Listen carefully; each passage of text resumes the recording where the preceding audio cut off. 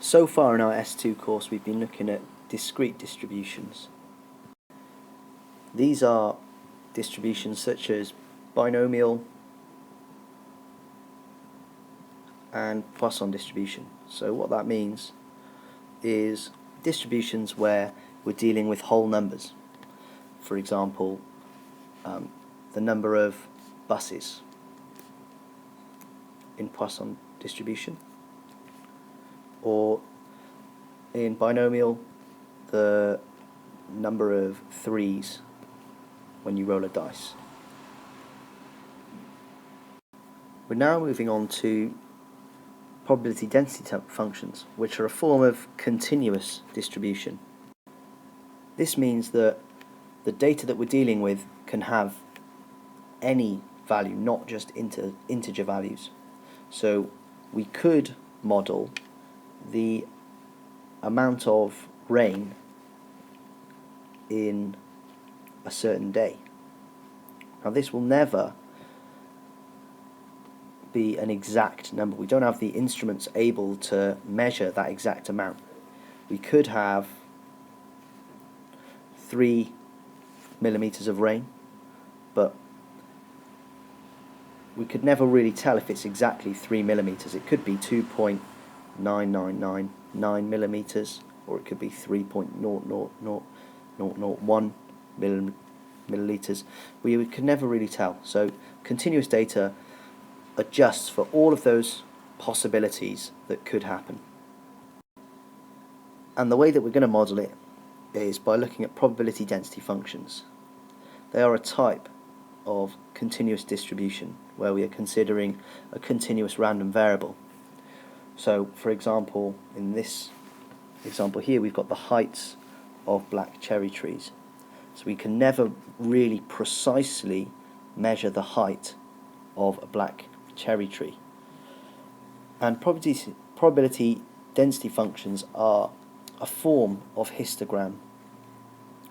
However, rather than having bars, instead what we have is a type of curve. So a curve of this histogram would look something like that. You can see that there are two distinct parts to our probability density function here. We've got a flat line there, and then we've got a sort of curve there. And that is not uncommon with probability density functions. You can have as many different parts of a probability density function as the question demands. And we're going to be looking at how these are modelled in a moment's time. What we'll see is that they are modelled by functions. So each part of the probability density function, or the line that makes up the probability density function, will have an equation for each part of that line. But the very first thing to note is that it is the area underneath the probability density function that has the probability. So the area under the entire curve should be 1. So if I draw in some sort of probability density function, let's say it looks like this, and it's 0 at all other points, we know that the area underneath that curve is 1. So therefore, to find the area under a curve, we have to integrate between the lowest limit and the upper limit, and we would find that the area of that function is equal to 1. So that is the first thing that we need to note as an important fact about probability density functions. The next important fact is that a probability density function cannot go below the x-axis. And the reason for this is because we cannot have a negative probability.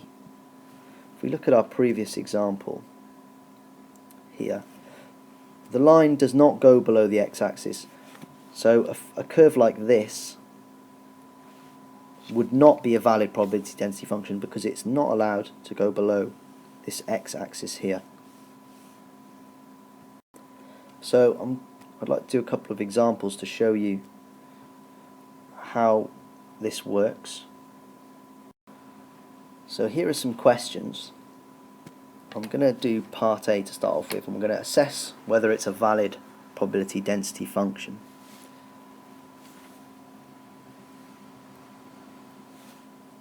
So I've drawn in my axis. This is the fx axis, this is x, and it goes between -2 and 3, and we can tell that information from here. That's where x is between. The function is 2x, so substituting -2 into our function would give us -4, which would mean that our first point of the graph is there. And so our graph would look something like this. And so therefore that first one is not a valid PDF. So now let's try the second example. So focusing on this one here. Again, I'm going to sketch my axes. So this is our fx, this is our x.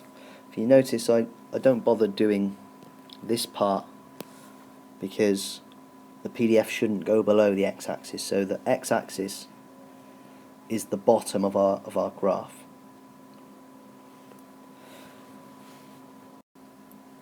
So looking at our function, again we can tell that x is between 3 and 5. So I'm going to mark those in on our x-axis. And if we substitute our lower and our upper limit, we can try and find where the ends of the line is. We know that it's a straight line because unless k equals x, this is a linear graph. So we've got k times 3 minus 2, and substituting our upper limit, we've got k times 5 minus 2. So here we've got k and we've got 3k. So if we mark in these on our fx axes, you know the height is k, where when x is 3, and when x is 5, the height is 3k. And our graph will be above the x-axis as long as k is positive. If k was negative, then all of this would be down on this axis here, this part of the axis, which would make the PDF an invalid PDF. These questions in the exam are quite uncommon, but it's a very important thing to note that fx must always be greater than or equal to 0, because we cannot have negative probabilities. In the next video, I'm going to be exploring how we find k, having been given something like this, been given an equation like this. We need to find the value of k. That is generally the first question in one of these exam questions, and we'll be exploring that using the idea that we looked at the start of this video, where the probability under the curve equals 1.